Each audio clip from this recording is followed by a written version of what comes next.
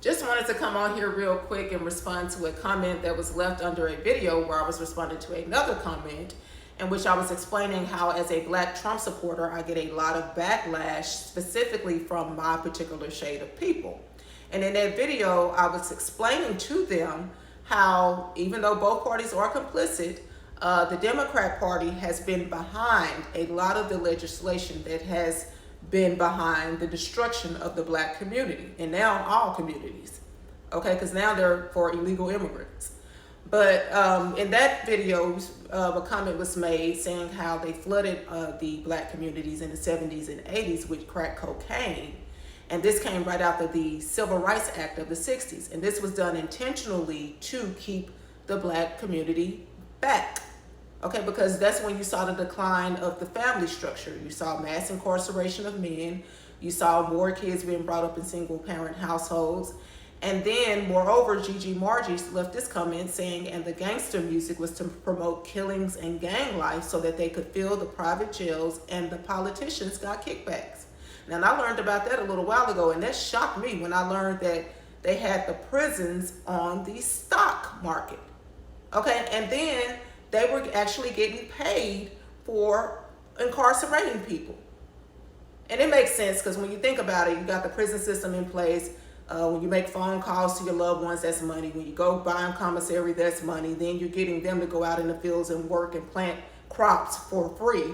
So that's money. I mean, it's a lucrative field. And even Kamala Harris was found to be holding African-American men longer than their jail time to get cheap labor out of them. So this is systematically being done.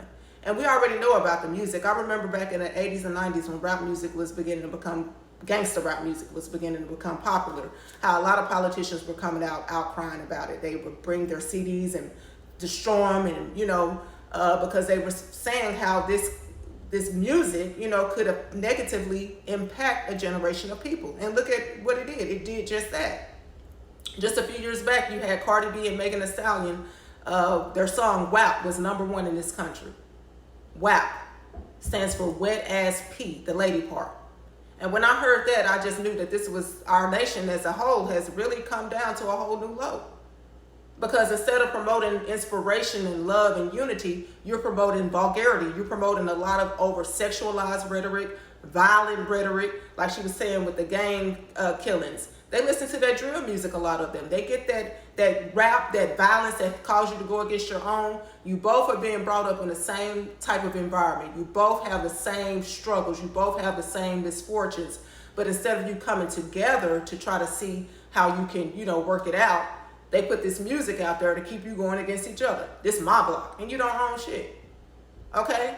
To create this ego, this complex, this pride that you're the toughest, you're the hardest, you're the thug. When we all know that it's unity that strengthens us. But that's another method that was used to keep us divided. And so it's just interesting, you guys. And, people have their right to choose what they want to choose. But when it comes down to politics, it's all about policies. I can care less about what the media has said about Trump and how he is as a person and his personality. Trump was not elected to be favorable personality-wise. He was elected to work on behalf of the American citizens, which is something that the Democrat Party is not doing, because they are working primarily now on behalf of immigrants, flying overseas to go visit them in jail, doing all these rallies, pushing and promoting to keep them here. And these are illegal immigrants. They didn't enter the country legally. So if you can't see by now what this party is behind, then you'll never see